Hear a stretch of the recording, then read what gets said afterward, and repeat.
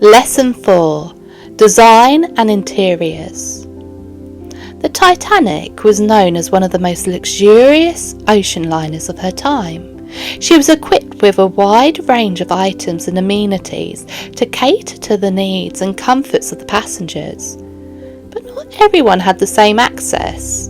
The main differences were between the 3 different classes: first, second and third class.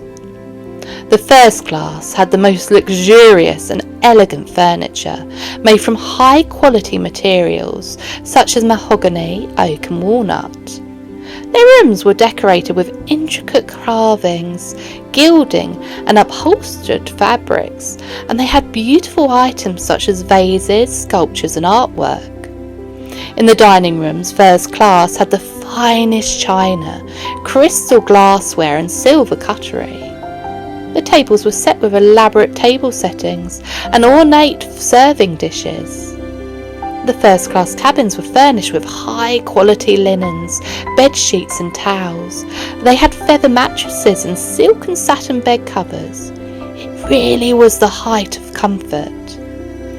The first class also had access to beautiful spaces that only they could access, including the grand staircase, which is one of the most iconic features of the ship. It spanned over several decks and had intricate woodwork, ornate panelling and a glass dome overhead. The reception room was a beautiful room with plush furniture and opulent decorations. The smoking room was a space exclusively for male first-class passengers. It had dark wood panelling, leather armchairs. The reading and writing rooms. Here, first-class passengers could read, write letters or socialise. It had large windows flooding the room with natural light. The dining saloon. The first-class dining saloon was a grand space where gourmet meals were served on fine china and silverware. The promenade deck.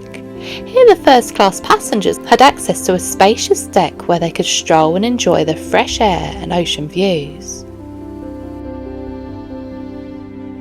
They also had access to a gym, a swimming pool, and in the gym was a mechanical camel ride where children could ride around.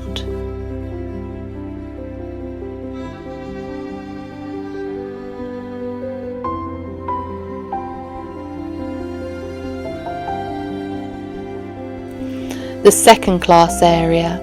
The second-class areas were not as extravagant as the first-class areas, but they were designed to be comfortable. These included the library. The second-class library was a cosy space for passengers to read books and magazines. The dining saloon. The second-class saloon was deemed stylish and a comfortable area for passengers to enjoy their meals. The third-class interiors were basic and designed to be functional.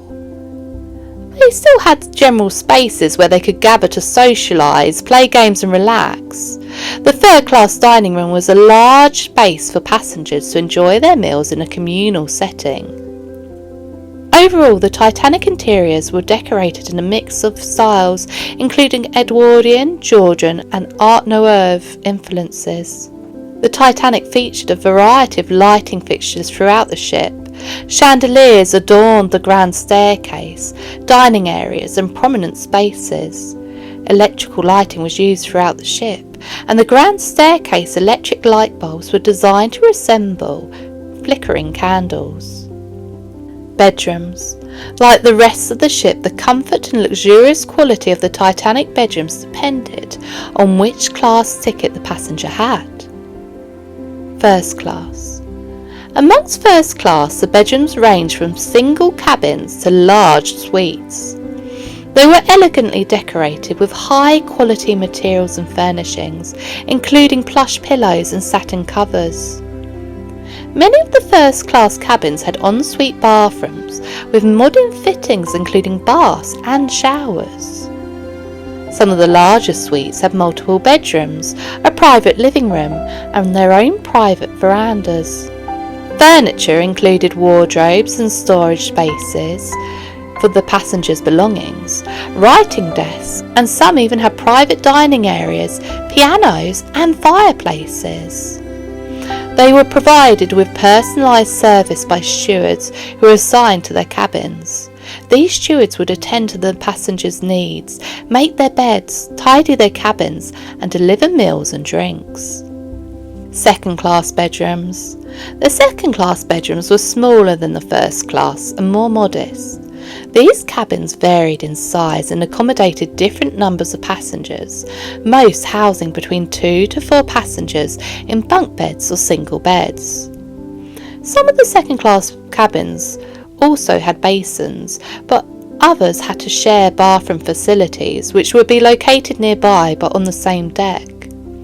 They were decorated with simple but tasteful decorations, and the colour schemes were generally more subdued compared to the rich colours used in the first-class cabins. Passengers were provided with clean bedsheets and towels, and second-class passengers had access to ventilation and heating systems so that they could maintain a comfortable temperature in their cabins. Stewards would be available to assist with the passengers' requests. The third-class cabins. The third-class cabins were the most basic and designed to be practical. Their cabins were small and compact and held multiple passengers. This made the cabins crowded, with bunk beds arranged in a compact layout. Third-class cabins were located on the lower decks of the ship, close to the engine room. Passengers would share their cabin with other family members or strangers who were of the same gender. The cabins contained basic and functional furnishings, such as a mirror, and minimal storage for the passengers' belongings. The third-class passengers had to share bathroom facilities, which held toilets, sinks, and wash basins.